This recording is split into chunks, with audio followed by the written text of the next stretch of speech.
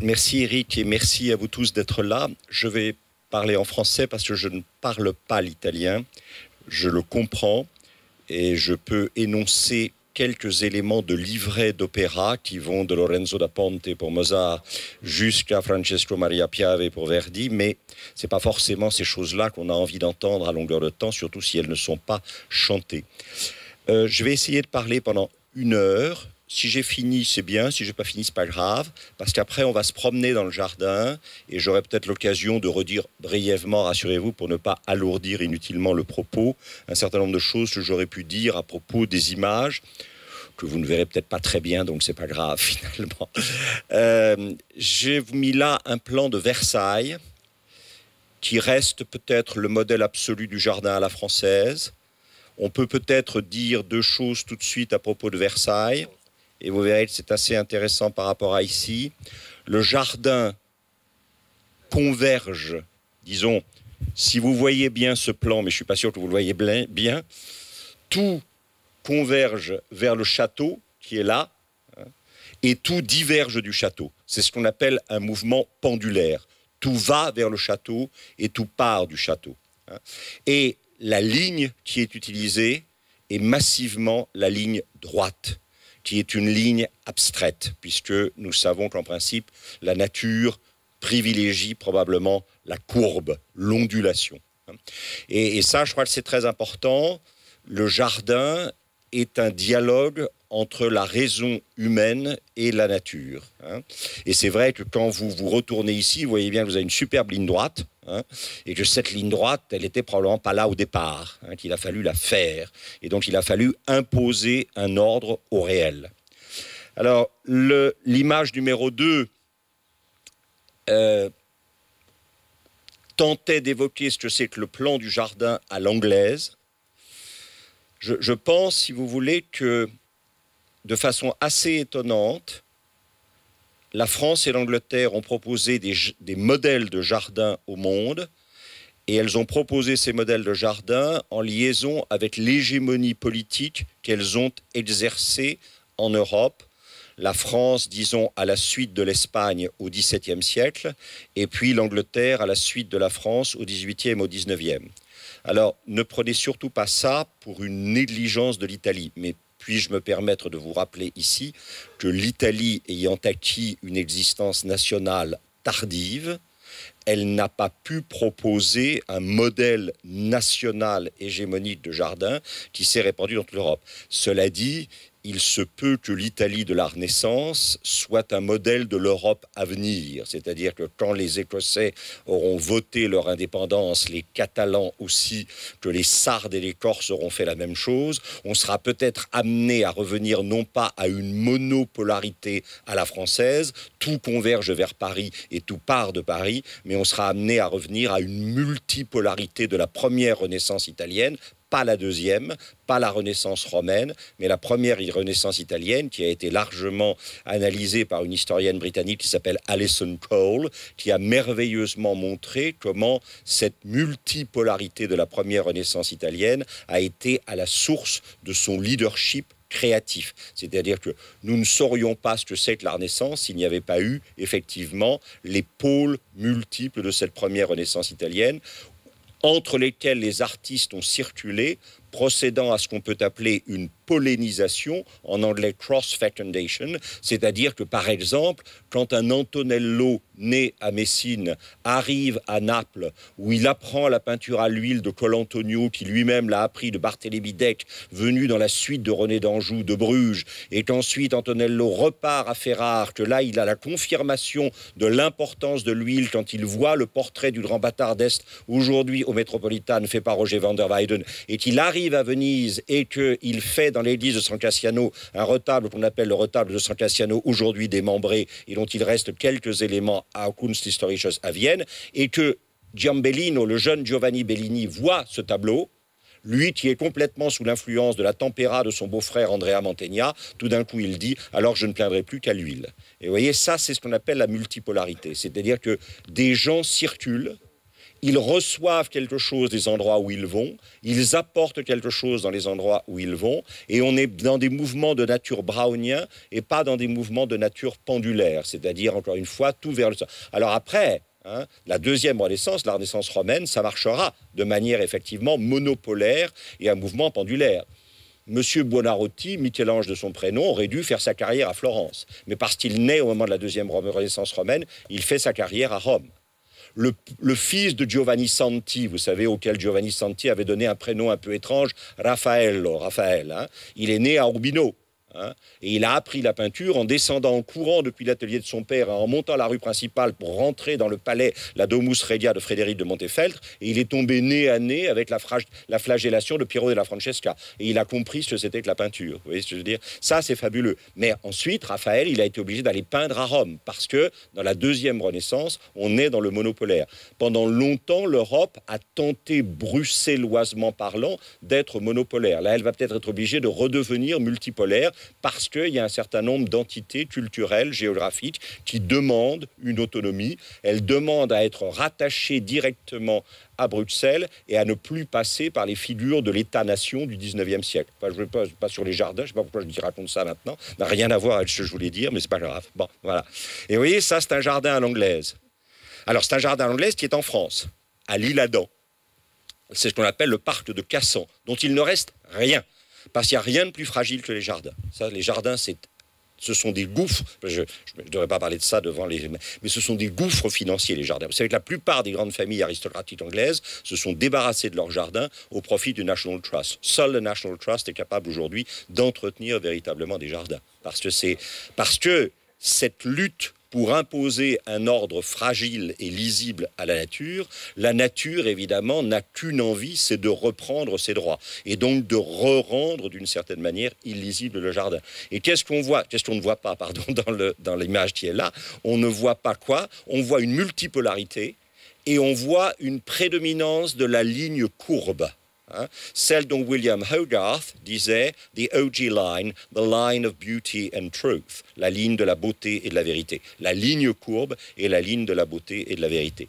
Et alors, si vous regardez effectivement un plan qui devrait vous intéresser, c'est-à-dire le plan d'ici, tout simplement, de la Villa Garzoni, vous voyez quand même que dans la Villa Garzoni, il y a quand même une sorte de place privilégiée qui est faite à la géométrie et à l'orthogonalité. En ça, Garzoni est lié à Versailles, peut-être d'ailleurs plus sous la forme d'une influence de Garzoni sur Versailles que sur Versailles.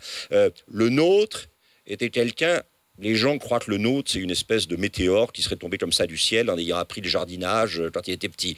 Le nôtre était fils de jardinier, petit-fils de jardinier. Il était au courant de tous les plans des jardins possibles et imaginables qui existaient partout. Donc voilà.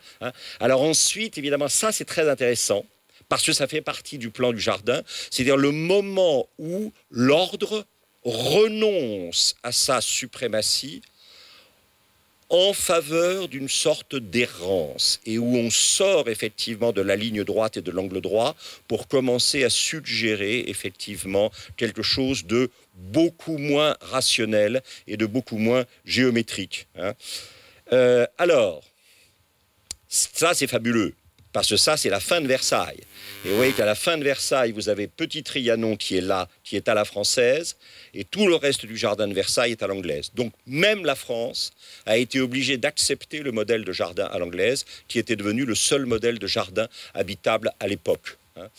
Alors, c'est probablement le premier des grands jardins à la française, c'est Vaux-le-Vicomte, qui va être l'occasion d'un événement fondamental dans la fameuse nuit du 17 août 1661. Le cardinal de Mazarin, puisque vous savez que la France a souvent été gouvernée par des Italiens, le cardinal de Mazarin vient de mourir. Au premier conseil qui suit la mort de Mazarin, le roi dit « j'entends désormais gouverner sans ministre », mais vous savez qu'on n'est jamais destiné à entendre que certaines choses. Et on a beau entendre d'autres choses, on a beau écouter d'autres choses, on ne les entend pas.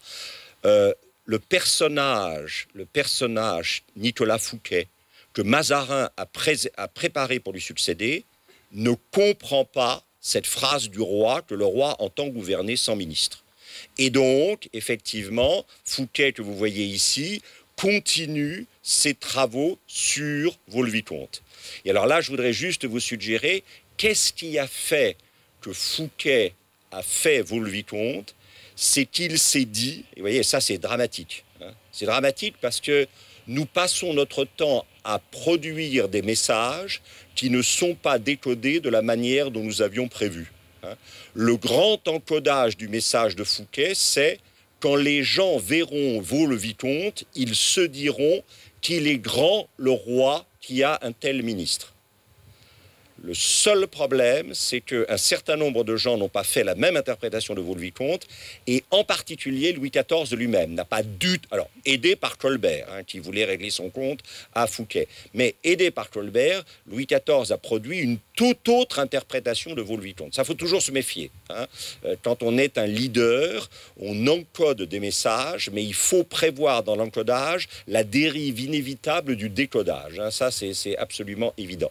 Et alors, évidemment, le château, vous avez un monsieur qui s'appelle André Levaux. Ensuite, vous avez Louis XIV, bien sûr, et Fouquet. Et ça, c'est le moment tragique. C'est-à-dire que vous avez le grand salon qui est en ellipse. Ça, c'est très, très intéressant. Grand salon qui est en ellipse, pourquoi? Parce qu'il ne faut pas ignorer que quelques décennies auparavant, à Prague, Rodolphe II de Habsbourg a rassemblé deux personnages fondamentaux, un Danois qui est le plus grand observateur astronomique de son temps, Tycho Brahe, mais qui est nul en mathématiques, donc qui ne peut pas modéliser ses observations. Du coup, exemple merveilleux de, effectivement, recrutement synergique, Rodolphe II convoque un mathématicien allemand qui s'appelle Johann Kepler, et il lui donne pour mission de modéliser les observations de Tycho Brahe. Johann Kepler était myope comme une taupe. Donc, ça, c'est ce que j'appelle du recrutement synergique. Quelqu'un qui voit mais ne sait pas calculer, quelqu'un qui calcule mais ne sait pas voir. Et à tous les deux, ils vont produire cette idée absolument terrifiante que, contrairement à ce qu'avait dit Copernic pour essayer de sauver le système,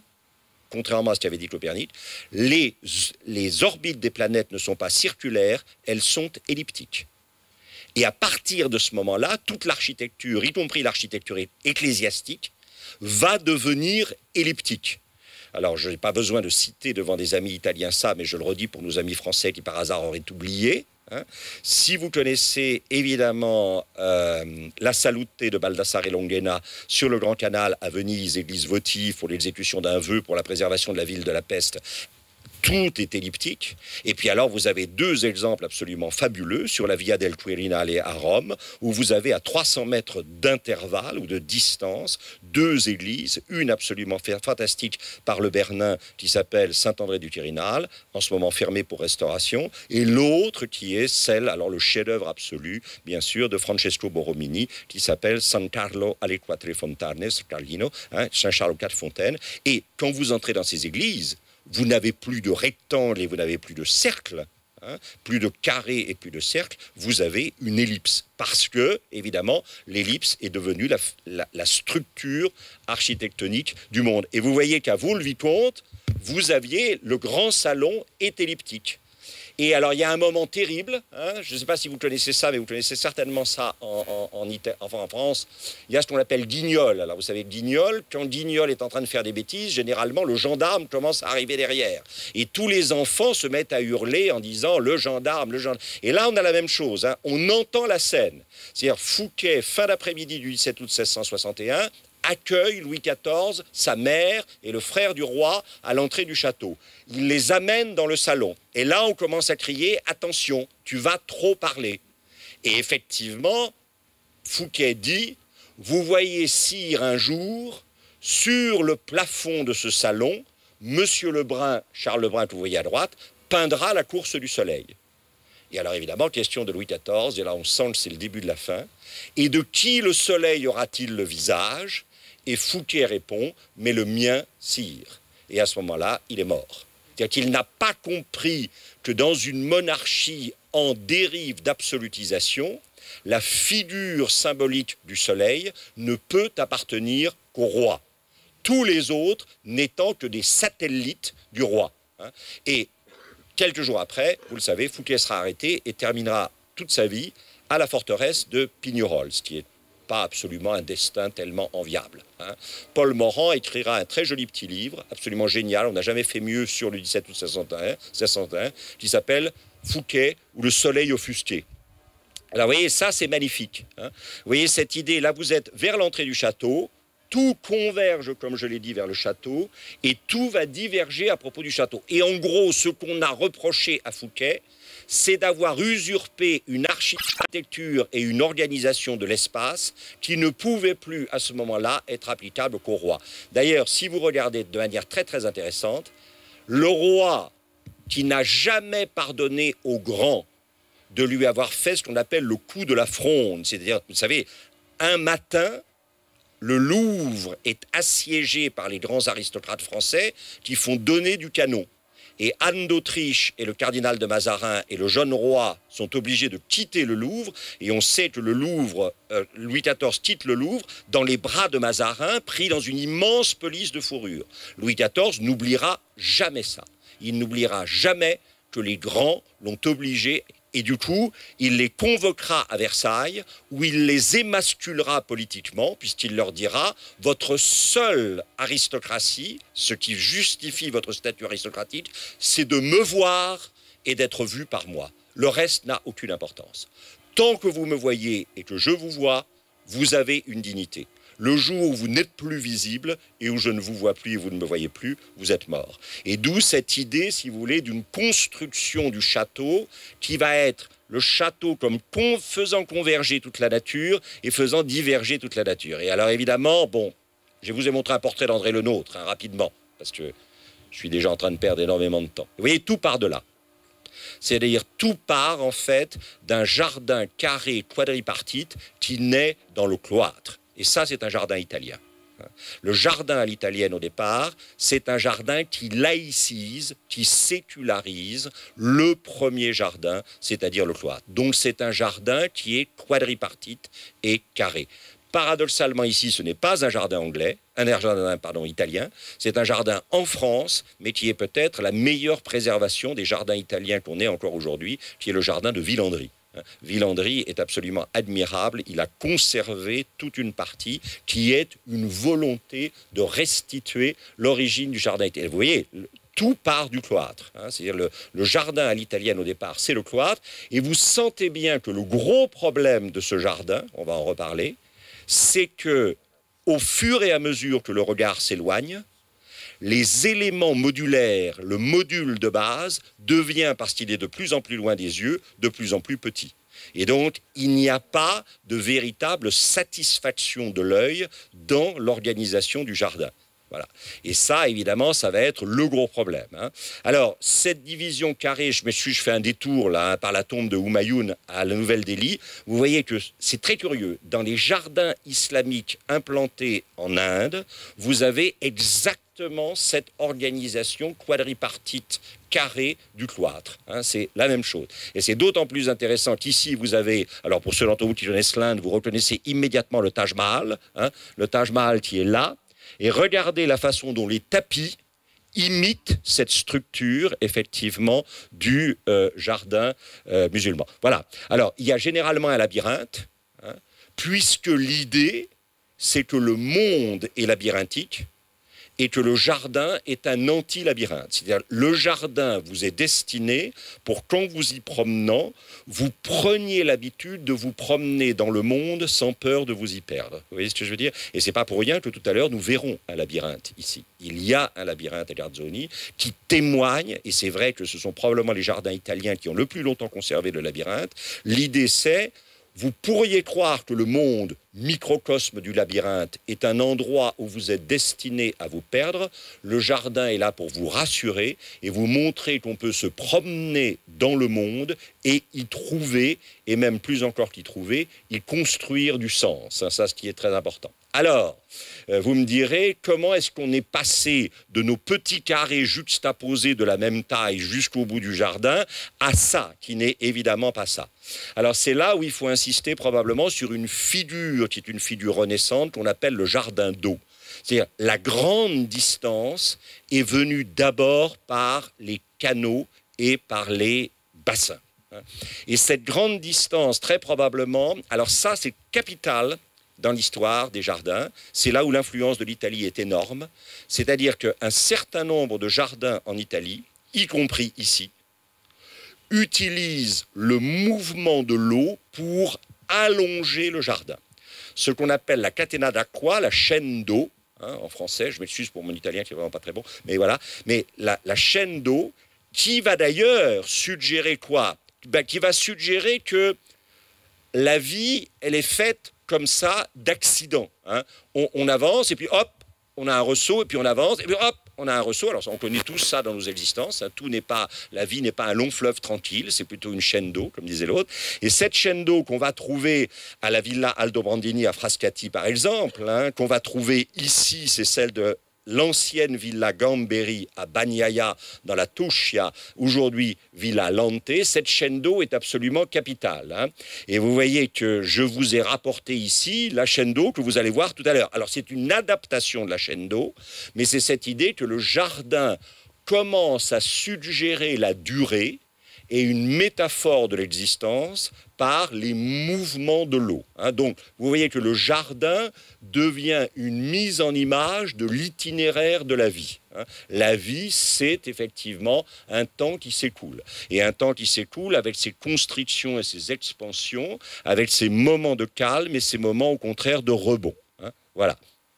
Et, bon, vous le savez probablement, voilà, très bien, j'en vois qui reconnaissent tout de suite.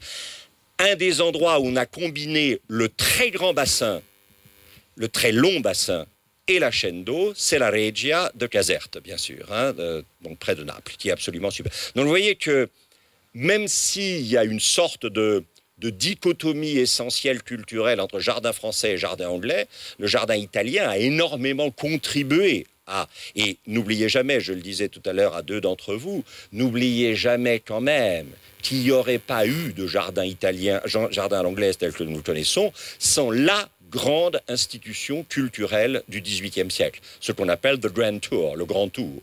Or, qu'est-ce que c'est que le Grand Tour? Ce sont des aristocrates anglais qui ont été formés pour leur éducation secondaire dans une public school, qui ensuite sont allés dans ou par des précepteurs privés dans le château de leur père, qui ensuite sont partis effectivement à Oxford ou à Cambridge, à la rigueur à St Andrews, à la rigueur à Dublin, mais pas plus, et ensuite commencent véritablement leur éducation. Or, qu'est-ce que c'est que le début de l'éducation? C'est le départ pour l'Italie. Et c'est 2 ou 3 ans en Italie, où avec l'aide de ce qu'on appelle un montreur d'ours, c'est-à-dire un intellectuel, qui lui ne pourrait pas se payer le voyage parce qu'il n'a pas les moyens, mais qui va se payer le voyage en accompagnateur du jeune aristocrate.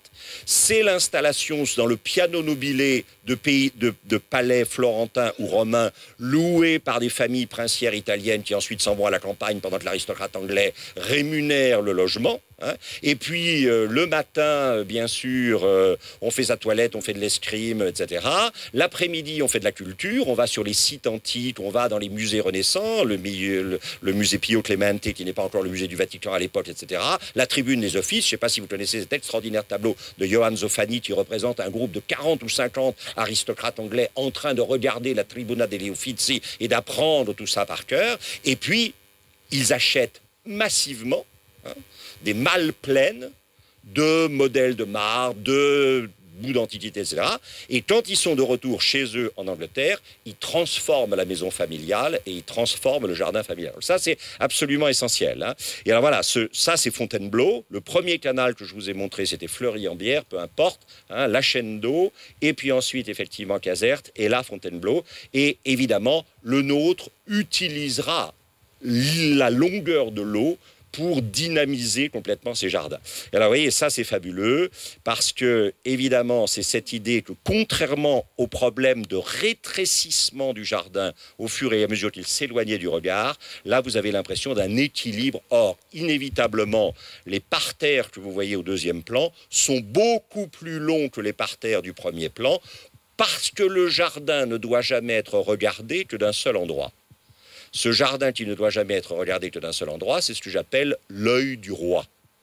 L'œil du roi se tient sur la plus haute marche du perron du palais et au centre du perron du palais. Et quand l'œil du roi est dans l'axe, il doit pouvoir voir tout le jardin se déployer devant lui. Et vous sentez qu'à ce moment-là, le jardin devient une métaphore de l'identité nationale, puisque en fait, le jardin, c'est la nation, c'est le territoire national que le roi doit pouvoir voir dans sa totalité pour effectivement exercer sur lui son pouvoir et son autorité. Pardon. Alors, ce que vous avez vu là, bien sûr, c'est cette idée que une partie du jardin français, c'est le terrassement, c'est-à-dire qu'on met à plat. Et ça, c'est une antinature absolue. C'est-à-dire qu'on va contre la nature et on met à plat totalement, on terrasse. Dites-vous bien que les terrassiers de Le Nôtre et les terrassiers de Vauban ont été les mêmes. J'y reviendrai tout à l'heure. C'est-à-dire ces gens qui aplanissaient la terre pour déployer soit le plan des jardins, soit le plan des forteresses de Vauban. C'est la même chose. Et alors c'est là où effectivement, ici, c'est tout à fait différent. Ici, on n'aplanit pas. On va faire ce que plus tard Pope, dans son épître à Burlington, dira « In all, follow the genius of the place ». En tout, suivre le génie du lieu, ce qu'en latin on appelle le genus loci. C'est ça. C'est-à-dire que ici, vous avez une colline, le jardin à l'italienne et le jardin anglais vont se servir de la colline et pas la détruire. Ici, le nôtre serait venu, il est venu qu'à la fin de sa vie. Et à la fin de sa vie, il commençait à douter de ses propres projets. Mais en début de sa carrière, sous l'influence du roi Louis XIV, qui ne voulait voir qu'un seul jardin, si je puis dire, ici, il aurait tout arasé. Ou il aurait même pas tenté de faire un jardin. La grande intelligence d'un endroit comme ici, c'est de préserver une intuition géométrique française et d'annoncer cette sorte de culte du génie du lieu que déploiera effectivement le jardin à l'anglaise. Et alors regardez, vous êtes en bonne compagnie ici, puisque ça, c'est sans souci, vous savez, le château de Frédéric II de Prusse, qui est un jardin à la française et un jardin à l'anglaise, et qui, dans la partie à la française, n'arrase pas, impose une géométrie, mais impose cette géométrie de terrasses successives comme ici, dans un espace dont il respecte la configuration au niveau, bien sûr, de la hauteur. Alors, pour arriver à ça, il a fallu, effectivement... Alors, on retrouve des éléments ici. Vous voyez, par exemple, la symétrie. Ça, c'est très important. Ici, c'est symétrique. Les parterres de broderie, ce qu'on appelle les parterres de broderie. Ici, si vous venez à Garzoni, vous voyez qu'il y a cet grand axe de symétrie essentielle qui est très français, très versaillais. Et il y a effectivement les parterres de broderie, c'est-à-dire cette idée qu'on utilise des buis pour dessiner comme effectivement les, comment dirais-je, les ondulations des dessins d'un tissu. Et qu'on met au milieu de ces ondulations de buis, on met effectivement généralement des fleurs. Mais évidemment, ici, et ce n'est pas du tout une critique, bien au contraire, ici, vous sentez que la dimension n'est pas tout à fait la même, parce que ce n'est pas un jardin royal. Le jardin royal doit quelque part mettre en scène de manière microcosmique le pouvoir macrocosmique du roi sur la nation, sur le territoire national. Et donc il faut que ça soit grand, il faut que ça donne... Et ça d'ailleurs, Louis XIV a détesté. Quand il a vu que Fouquet s'était permis de faire un jardin aussi grand, d'ailleurs, il ne faut pas vous faire d'illusions, Le Vau pour l'architecture, Lebrun pour la peinture, Le Nôtre pour le jardin, le matin du 18 août 1661, ils sont convoqués à Versailles. Et Louis XIV leur dit, bon, maintenant, on va passer aux choses sérieuses. C'est-à-dire que vous allez me refaire vos vicomtes, mais en plus grand, parce que effectivement là la taille devient. Alors pour faire des choses comme ça et qu'elles soient convaincantes pour l'œil, ça c'est très intéressant parce qu'il s'agit en fait d'une illusion et que l'illusion est plutôt baroque que classique, mais ça c'est une autre histoire. Pour arriver à faire ça, il a fallu effectivement s'inspirer de gens et il a fallu s'inspirer des travaux sur l'optique de gens qui étaient dans l'entourage de Descartes. En fait, vous avez ici, effectivement, deux personnages qui sont deux prêtres minimes du couvent de la Trinité des Monts à Rome. Donc à la fois ce sont des Français mais qui sont installés à Rome et qui effectivement, alors je ne sais pas si vous connaissez bien le couvent de la Trinité des Monts, mais au couvent de la Trinité des Monts, vous avez des séries d'anamorphoses extraordinaires du père Maignan, celui qui est à gauche ici, et ces minimes disciples de Descartes, amis de Gassendi, etc., sont des gens qui sont fascinés par les problèmes d'optique et qui essaie de montrer comment on peut, d'une certaine manière, flouer l'œil, tromper l'œil, mais le tromper de manière heureuse. C'est-à-dire qu'on a l'impression d'un équilibre et d'une harmonie totale du point de vue de l'œil du roi, alors que les perspectives ont été effectivement complètement manipulées. À gauche, le père Maignan, à droite, le père Niceron, et ces deux personnages-là, je ne sais pas du tout si vous connaissez la Trinité des Monts, c'est devenu un peu plus difficile d'y aller depuis que la communauté des Petites Sœurs de Jérusalem s'y est réinstallée. Mais il faut protester, il faut dire, je veux monter au premier étage du cloître pour voir effectivement les fresques du père Maignan, les fresques anamorphiques qui sont superbes, je veux voir l'astrolabe du père Niceron, voilà, et vous savez que le père Pozzo, le jésuite architecte extraordinaire, est responsable de l'organisation, de la décoration du réfectoire du couvent de la Trinité des Monts, qui est tout à fait exceptionnel. Hein. Et alors vous voyez, ça c'est la position de l'œil du roi. L'œil du roi, il est là. Hein. C'est-à-dire qu'il est là au centre et en haut des marches. Et tout se déploie devant son regard. Hein.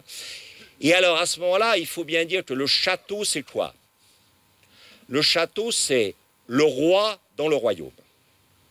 Le château, c'est l'homme dans la nature. Le château, c'est la raison dans l'homme. Vous voyez ce que je veux dire? C'est-à-dire que vous avez une figure construite, architecturée, qui peut se lire à trois niveaux. Le roi dans le royaume, l'homme dans la nature, la raison dans l'homme. Et donc, c'est complètement cartésien.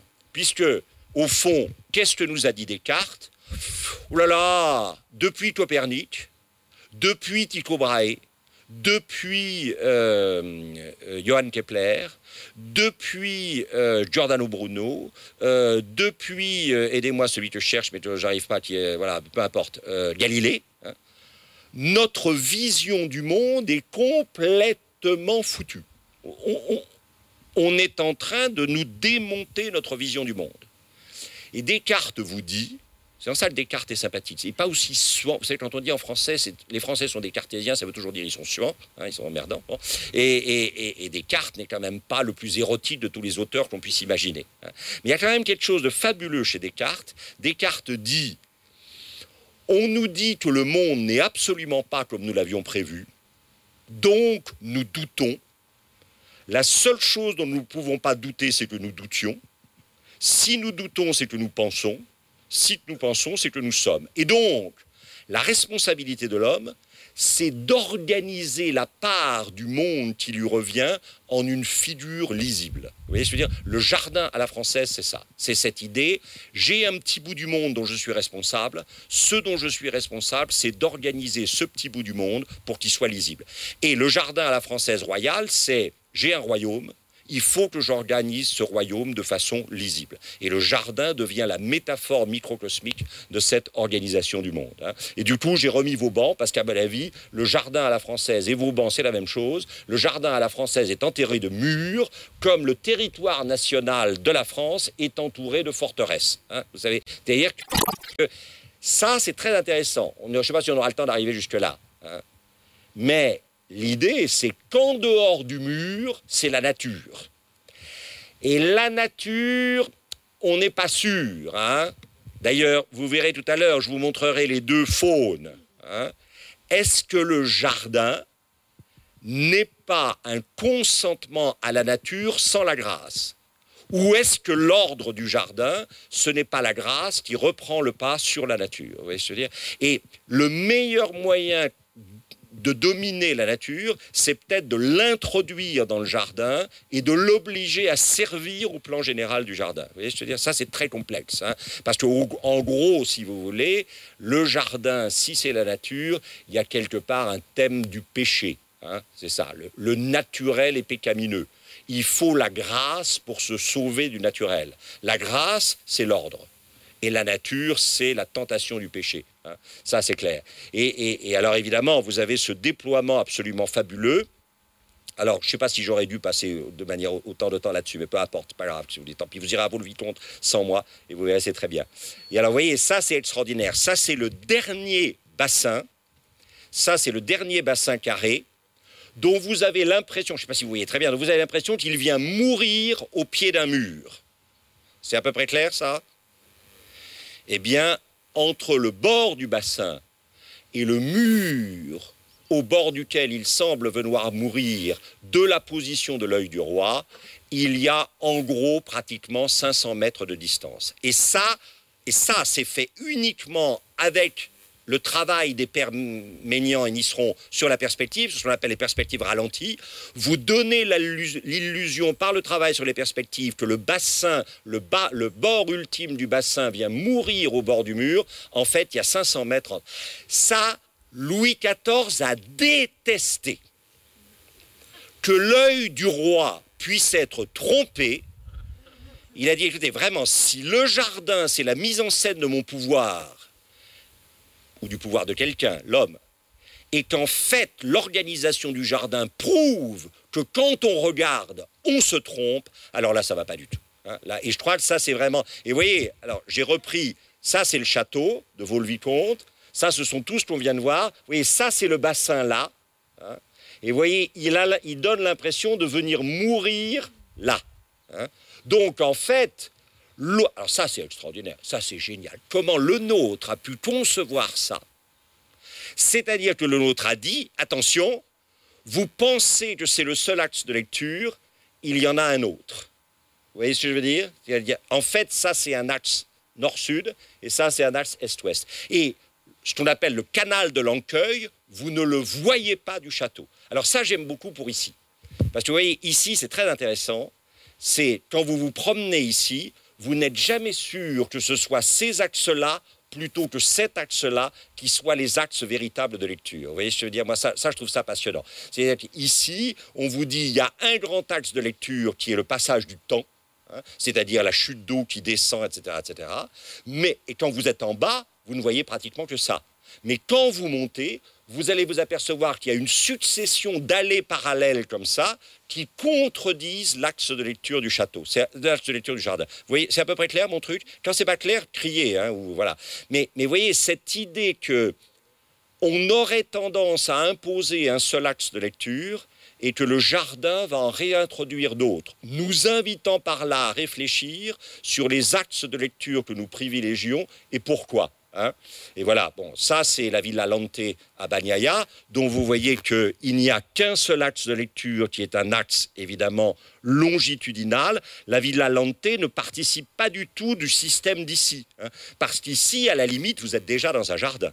Mais vous n'avez absolument pas... Enfin, si vous ne savez pas comment le jardin est organisé, vous ne pouvez pas savoir que le jardin, effectivement, a un autre axe d'organisation que celui dans lequel vous êtes. Hein. Ça, c'est très, très important. Et alors, bon, je vous l'ai remontré là, peu importe. Hein. Et alors, évidemment, ça, c'est le château. Quand vous êtes au château et que vous voyez ce bassin-là, vous ne voyez pas ces chutes d'eau-là. Là, plus Louis XIV avançait dans le jardin, plus il se disait, mais on se fout de moi. Hein. On est en train de me montrer que quand j'étais tout à l'heure dans la position de l'œil du roi, où je croyais tout voir, en fait, je ne voyais rien. Si on avait voulu irriter le roi, on n'aurait pas fait autrement. Or, il vaut mieux ne pas irriter le roi. Ça donne pignerol pour le reste de votre existence, si vous voyez ce que je veux dire. Hein. Et alors ça, c'est le canal de l'Ancueil. Canal de l'Ancueil, bien sûr, que, évidemment, on ne voit pas quand on regarde la perspective de l'œil du roi. Canal de l'Ancueil qui est évidemment conçu en se déroulant le long d'un mur où vous avez un certain nombre de statues. Alors j'insiste sur deux statues hein, qui sont, regardez, ça c'est le Tibre. Alors ça je m'excuse pour nos amis italiens parce que c'est vraiment l'horreur de la France dominante. Hein. Le Tibre est dans la mélancolie. Pourquoi? Parce que Rome n'est plus dans Rome. Où est-ce qu'est Rome aujourd'hui? Elle est en France puisque le nouvel impérator c'est Louis XIV. Donc, vous avez d'un côté le Tibre qui se lamente mélancolique, et de l'autre, vous avez l'Ancueil qui est tout content. Hein, ça, c'est clair. Parce que, justement, le pouvoir s'est déplacé de Rome vers Versailles et tout ce qui se passe autour d'eux. Et alors c'est très curieux, parce que si vous allez à la Villa Lante, vous avez les deux mêmes figures de dieux fleuves. Vous savez, les dieux fleuves, ce sont toujours des vieillards avec des urnes d'où s'écoule de l'eau. Et là, vous avez deux, évidemment, qui sont d'un côté, effectivement, le Tibre et l'Arno. Et comme par hasard, tout à l'heure, quand nous nous promènerons dans le jardin, vous verrez deux figures allégoriques féminines qui représenteront effectivement deux villes, les deux villes entre lesquelles est située ici la villa. Donc, il ne faut pas vous donner l'impression que quand vous vous promenez dans un jardin, si vous voulez, l'idée, la grande idée de Samuel Johnson, le critique anglais du XVIIIe, « to improve appreciation into knowledge ». On commence par le goût, c'est-à-dire « ah, que c'est joli, que c'est beau ». Et on améliore le goût par la connaissance. Non seulement c'est joli et c'est beau, mais c'est beau, en fait, parce que ça pense. Vous voyez ce que je veux dire? Donc, les grandes beautés sont des beautés qui pensent, mais qui pensent discrètement, si vous voyez ce que je veux dire. Moi, je pense un peu lourdement, si vous voyez ce que je veux dire. Bon, hein, et donc, c'est pas très beau, je le reconnais. Hein, il faut être lucide. Mais les grandes beautés sont des beautés qui pensent discrètement. Et vous voyez, quand vous avez ces deux dieux fleuves, l'Ancueil et évidemment le Tibre, que vous avez le Tibre et l'Arno, que vous avez très probablement ici Florence et Pise, ou Florence et Lucca, donc les deux villes entre lesquelles la Villa Garzoni est située, et qui doit quand même constamment se poser la question de savoir si elle est plutôt florentine, ou plutôt pisane, ou lucchese. Bon, voilà, vous voyez, c'est cette idée que le pouvoir ici ne peut pas se passer d'un dialogue avec Florence et Pise ou Lucca. Vous voyez, ça, c'est très intéressant. Et alors ça va devenir l'obsession des jardins à l'anglaise. L'obsession des jardins à l'anglaise, ça sera de créer un itinéraire symbolique, initiatique, dans lequel progressivement vous apprendrez des choses et vous réfléchirez de plus en plus. Alors ça, j'insiste brièvement, mais c'est pas... Vous voyez que on part de la pierre brute et on arrive vers la forme. C'est l'histoire même du jardin. Le jardin part d'une nature brute et arrive vers une forme. Et cette forme devient signifiante. Et vous voyez, j'ai volontairement mis à côté une des sculptures de Vaux-le-Vicomte et puis la grotte des Pins du château de Fontainebleau, qui est le plus italien de tous les châteaux français, plus encore que les châteaux de la Loire. Et ça, c'est Primaticcio. C'est lui qui a réalisé ça. Et c'est Primatis qui, dans ce thème essentiel du baroque italien, du pré-baroque italien, qui est la métamorphose, cette idée qu'on n'en a jamais fini du changement et de la mobilité, l'ondoyant et le divers, ça c'est très important. Et que donc, on ne peut construire qu'en prenant en compte le métamorphique, le changement. On ne construit que pour montrer finalement que tout bouge. Je ne sais pas si vous vous souvenez de cette phrase magnifique dans ce roman écrit par un aristocrate sicilien qui s'appelle Gattopardo, car il faut que tout change pour que rien ne change. Et d'une certaine manière, c'est cette idée que le jardin, c'est quelque chose qui essaie de ne pas changer pour montrer qu'en fait, tout change. Vous voyez ce que je veux dire? Mais que ça n'est que quand on a accepté que tout change, qu'on peut finalement entrer dans une compréhension de ce que c'est que le rien ne change. Et alors, vous voyez, paradoxalement, si ça, c'est la position de l'œil du roi, je m'excuse, j'ai plus mon chronomètre qui marche. Quand ça fera... Mais il y a quelqu'un... Vous crierez, quand ça sera trop long. Et là, vous voyez, ça, c'est la position de l'œil du roi. Or, l'œil du roi ne voit pas ça. Donc, finalement, vous ne voyez la totalité du jardin que quand vous êtes dans la position symétrique opposée à celle du roi, ce qu'on appelle la position du fou. Le fou, c'est celui qui est dans la position opposée symétrique au roi, et c'est lui qui voit tout le jardin, et le roi pas. Or, l'absolutisme français, qu'est-ce que c'est? C'est la mort du fou. Il n'y a pas de fou dans la cour absolutiste française. Ce qui veut dire que la cour absolutiste française n'est destinée qu'à une chose, à la guillotine. Ça, c'est clair. L'absence de fou, c'est ce qu'on appelle la guillotine, si vous voyez ce que je veux dire. Et ça, c'est un très beau portrait de fou, qui était le fou de la cour des Estes à Ferrare et qui est peint ici par Jean Fouquet au milieu du XVe siècle. Voilà, et alors ce qu'il y a de très beau chez le nôtre, c'est qu'à la fin, le nôtre, je crois, en a eu ras-le-bol de faire de l'univers géométrique et solide pour exalter la grandeur du roi. Et ça, c'est très malin de la part de le nôtre, qui est à la fois le plus proche des collaborateurs peut-être du roi, et en même temps le plus lointain. Pendant qu'il est en train de faire Versailles, il fait aussi en même temps Chantilly. J'ai pas le temps de m'attarder là-dessus. Mais regardez, si tant est que vous voyez quoi que ce soit, mais on voit peut-être mieux maintenant qu'il y a moins de soleil. Si tant est, regardez, Chantilly, c'est un jardin d'eau. Sous-entendu, le miroir de l'eau reflète le château et la construction, donc reflète le pouvoir, mais en même temps, il suffit d'un coup de vent pour que la mise en image du pouvoir soit détruite. Vous voyez ce que je veux dire? Ça, c'est complètement le baroque. Cette idée qu'une chose peut se renverser en son contraire dans l'instant. Ça, c'est très important. Et alors, cette idée que, si vous voulez, le nôtre est un baroque, je crois, profondément. Il est obligé de devenir un classique par la mise en scène du pouvoir, effectivement, de Louis XIV. Et il continue à pratiquer sa passion baroque à un endroit qui est à l'extérieur du pouvoir, c'est-à-dire chez les Condé à Chantilly. Et dans le baroque, bien sûr, il y a toujours cette idée du théâtral et du spectaculaire. C'est peut-être pas pour rien qu'il y a un théâtre là derrière. Voilà. Alors, les Anglais, c'est tout ça. Ça, c'est très intéressant. C'est un jardin à l'anglaise dans lequel vous voyez ce qui va être l'obsession de tout le jardin à l'anglaise, c'est-à-dire l'organisation de l'espace autour d'un itinéraire allant de fabrique en fabrique. Alors, le mot anglais « fabric », c'est l'italien, fabrice, c'est-à-dire ce qu'on a fabriqué.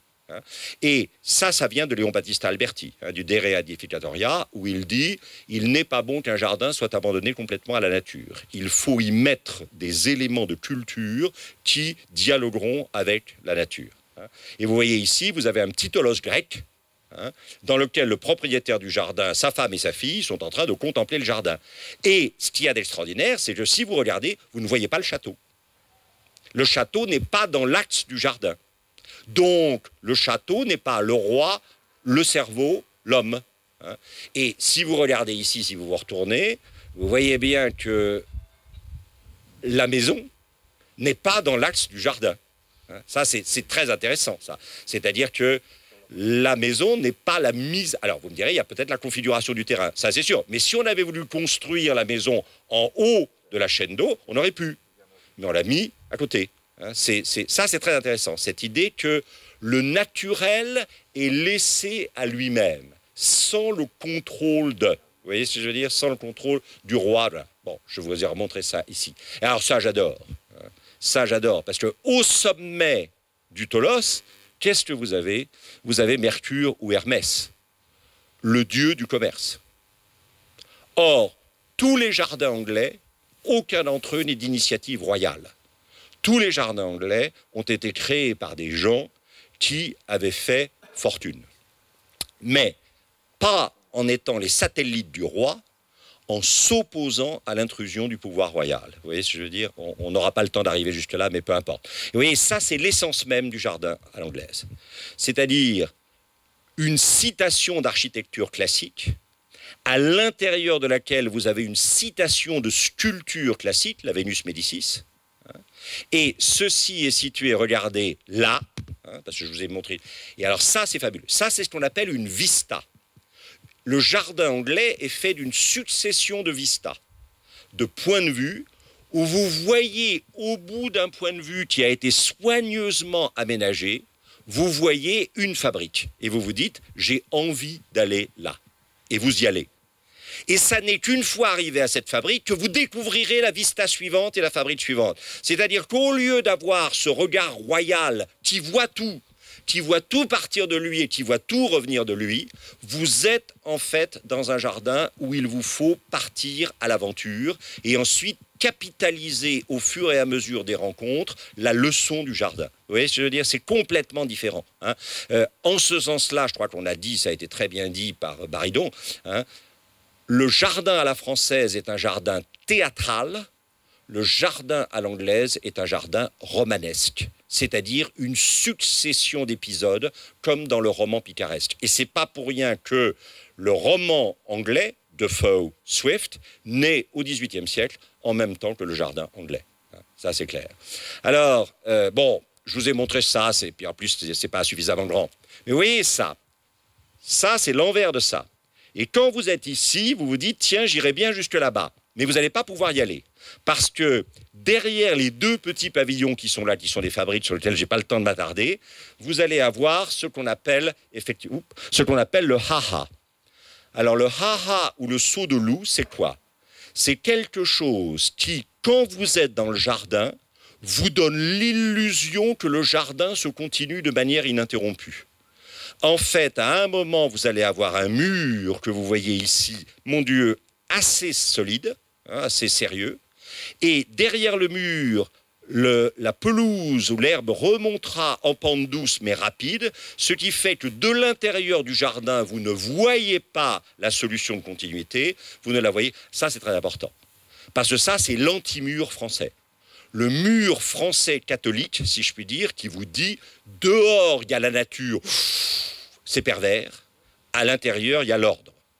Alors que là, vous avez cette idée que le jardin n'est qu'une mise en scène des potentialités essentielles de la nature.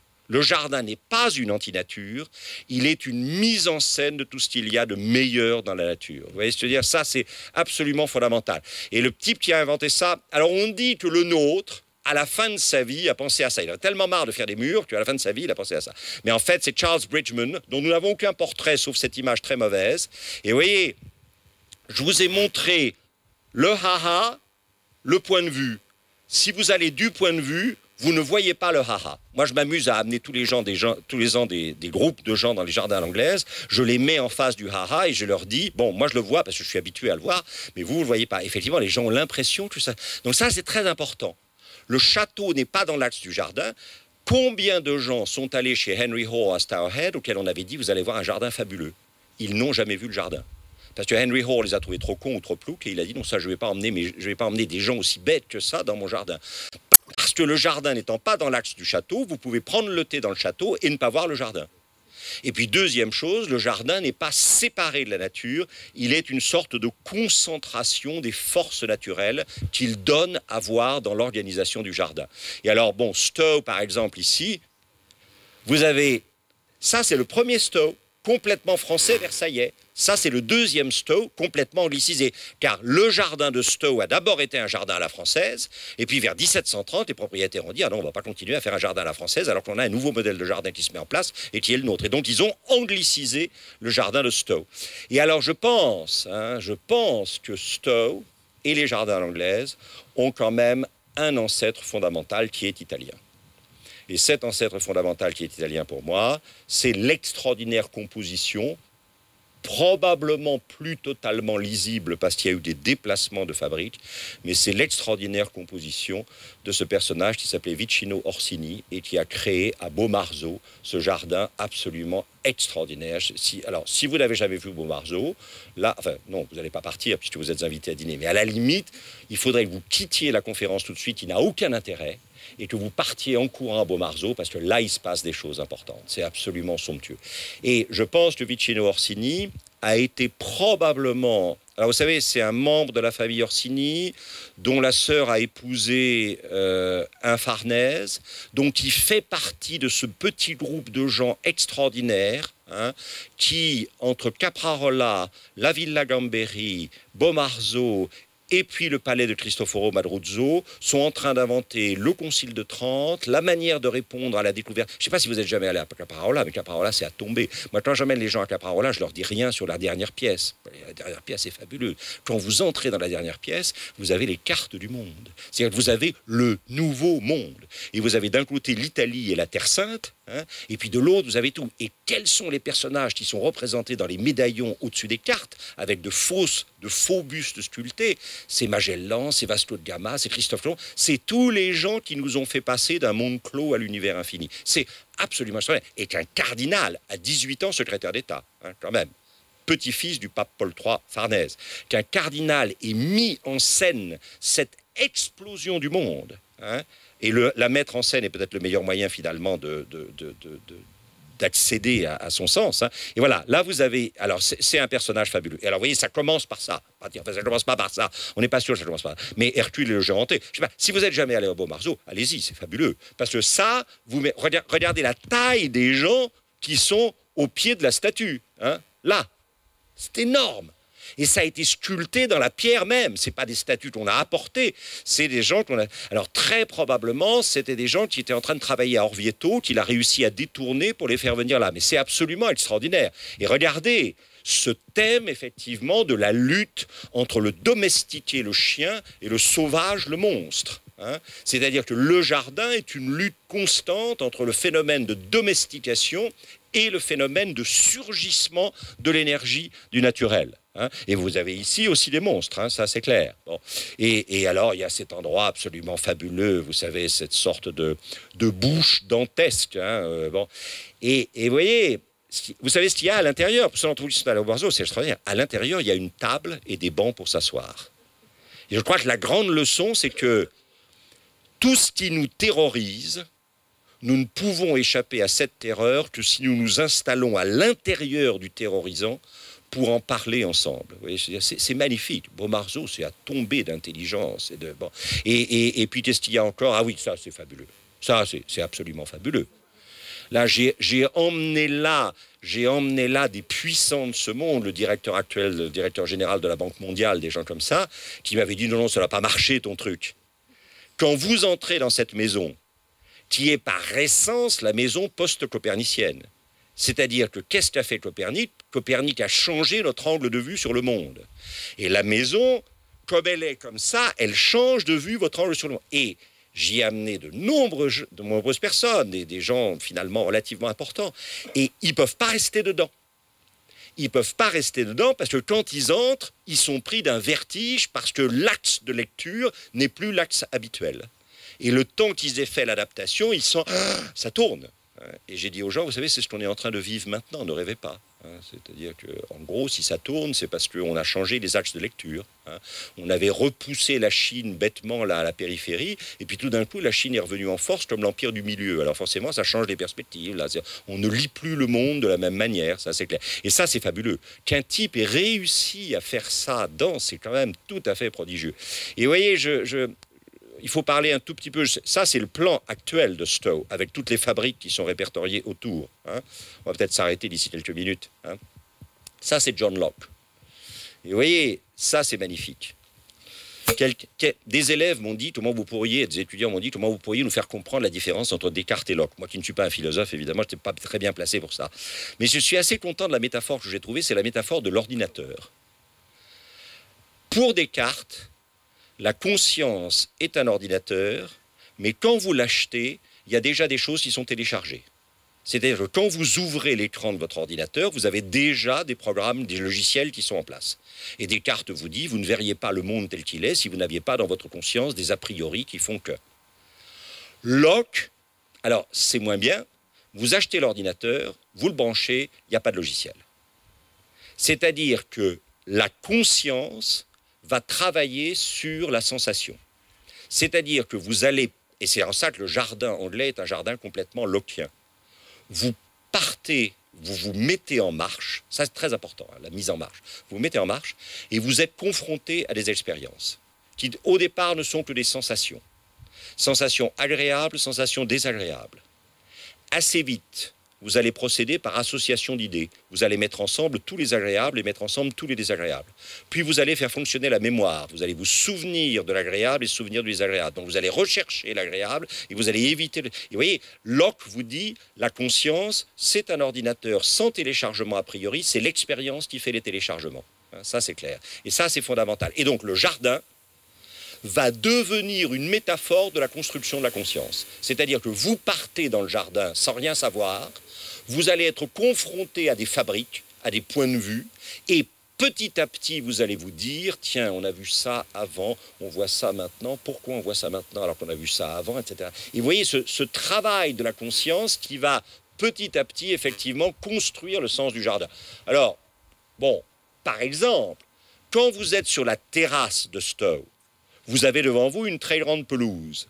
Et si vous descendez la pelouse, à un moment, vous arrivez devant ça. Et quand vous arrivez devant cette arche, qui est comme une porte de la lune dans un jardin chinois, vous voyez, regardez là-bas au fond. Ça, c'est typique d'une vista organisée. Et quand vous voyez cela là-bas au fond, eh ben vous y allez. Et vous vous apercevez, parce que vous êtes un aristocrate anglais. Alors, ce n'est pas réservé à tout le monde, ce genre de jardin. Ce n'est pas ouvert à tout le monde. Bon. Mais quand vous êtes un aristocrate anglais, que dans votre itinéraire de grand tour, vous avez commencé par Florence, puis Rome, puis après 1759, vous avez commencé à descendre vers les fouilles d'Herculanum et de Pompéi et Naples. Mais en tout état de cause, vous terminez toujours votre grand tour par Venise, où vous achetez des piles de vélutistes, hein, les Canaletto. Pourquoi les plus belles collections de Canaletto, de Guardi sont en Angleterre? Parce que les Anglais achetaient ça comme nous, on achète des cartes postales. Hein, quand on va dans un pays, on achète des cartes postales, des posters, etc. Eux, ils achetaient des vélutistes. Bon, voilà. Et la dernière étape obligatoire, obligée, incontournable, c'est Vicenza. Et c'est Vicenza avec les Quattro Libri sous le bras. Et tiens, il dit ça, mais alors il ne l'a pas fait, des notes, etc. Quand je vais rentrer chez papa, je vais lui dire qu'il faut qu'on palladianise notre maison. Et tout le XVIIIe siècle anglais sera une aventure de palladianisation du goût du XVIIIe siècle anglais. Et donc, inutile de vous dire que quand vous trouvez ce pont-là, dont il existe 3 en Angleterre, un à Prior Park, le nom va me manquer maintenant, mais cette propriété, une grande propriété du sud de l'Angleterre qui me reviendra tout à l'heure, et l'autre, effectivement, ici. Les gens n'ont même pas besoin de se dire, tiens, c'est une citation palladienne. Et vous voyez, cette citation palladienne, elle est reprise ici. Voilà un autre pont de Palladio, qui a été construit par Henry Hoare, un banquier d'affaires, dont la banque d'affaires existe encore aujourd'hui dans la cité.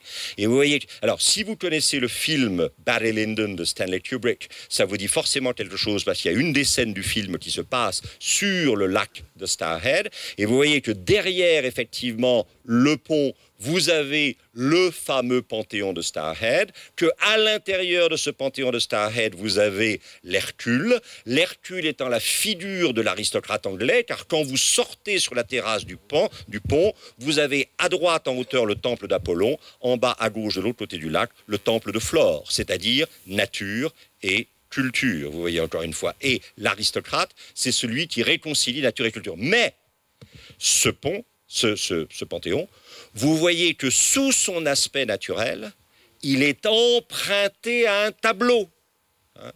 Et en gros, les 3 grands peintres là que les jardins anglais essaient de transformer en réel, c'est bien sûr 2 Français, mais 2 Français romains, Claude Jollet-dit le Lorrain et Nicolas Poussin. Et le 3e, c'est un Italien pur, Salvatore Rosa, les débuts de la terribilità et du sublime, hein, et qu'on va retrouver effectivement dans les jardins.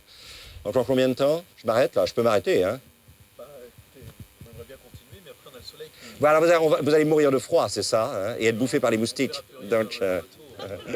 Donc, on va s'arrêter là. Juste, alors, une dernière figure pour vous expliquer un tout petit peu. Ça, c'est ce qu'on appelle les Champs-Élysées, fait par William Kent à Stowe. Ah, en haut, alors au milieu, une petite rivière Maracanã qu'on appelle le Styx, pompeusement. À gauche, le temple des vertus anciennes, et à droite, le temple des vertus modernes. Alors, je vous montre juste, hein, dans le temple des vertus anciennes, le temple est très étonnant, puisque vous avez 2 entrées qui ne sont pas en face l'une de l'autre. Ces 2 entrées déterminent un grand mur et un petit mur.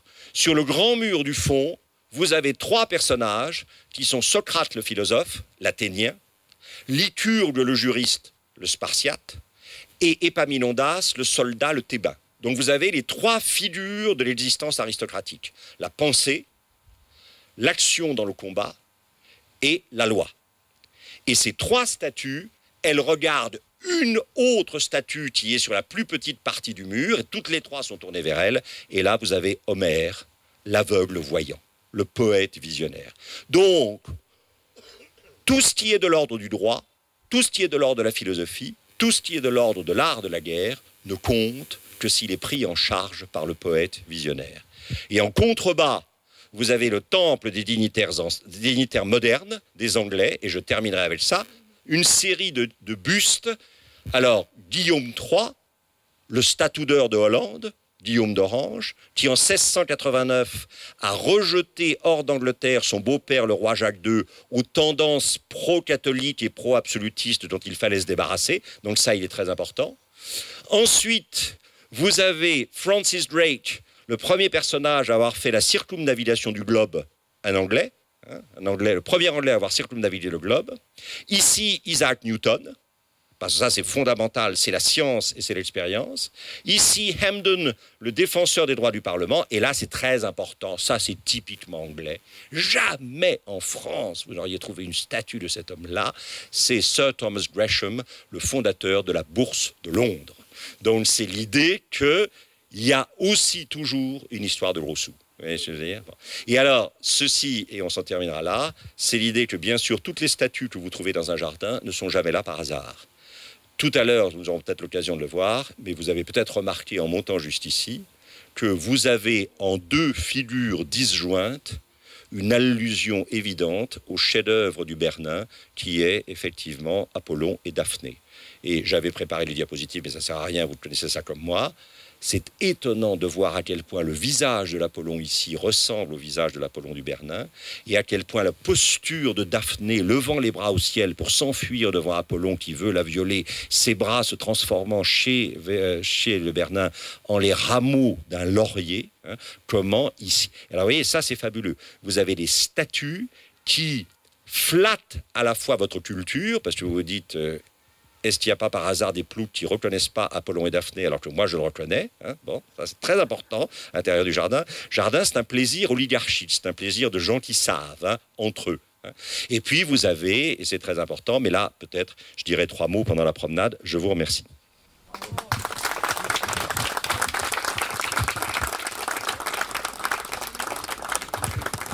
Merci beaucoup Christian.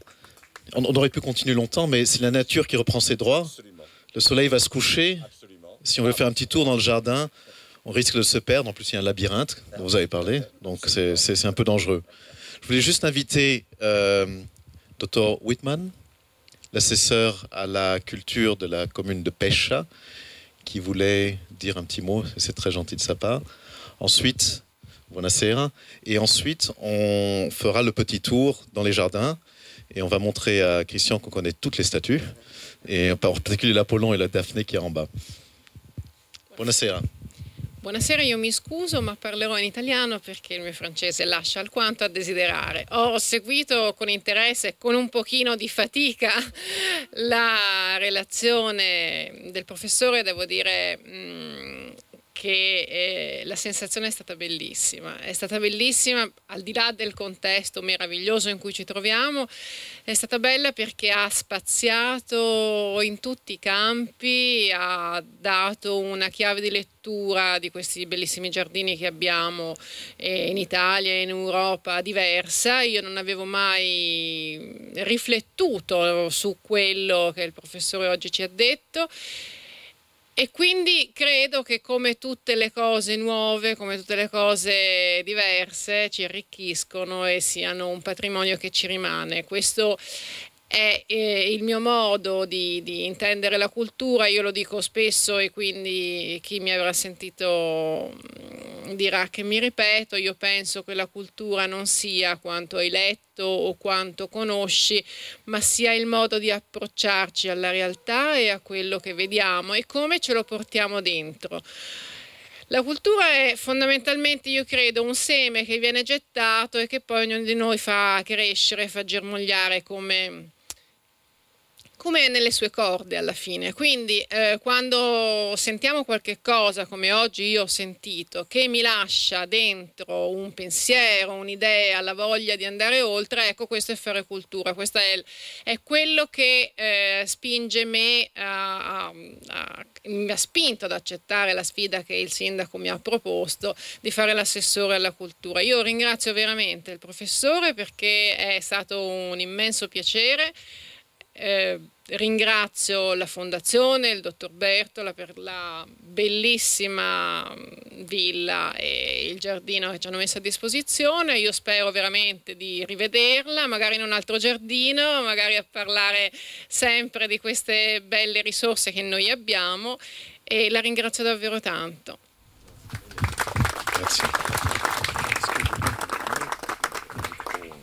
Tout à fait. J'en ai. Il Et- paraît qu'il est là. Il est là. Et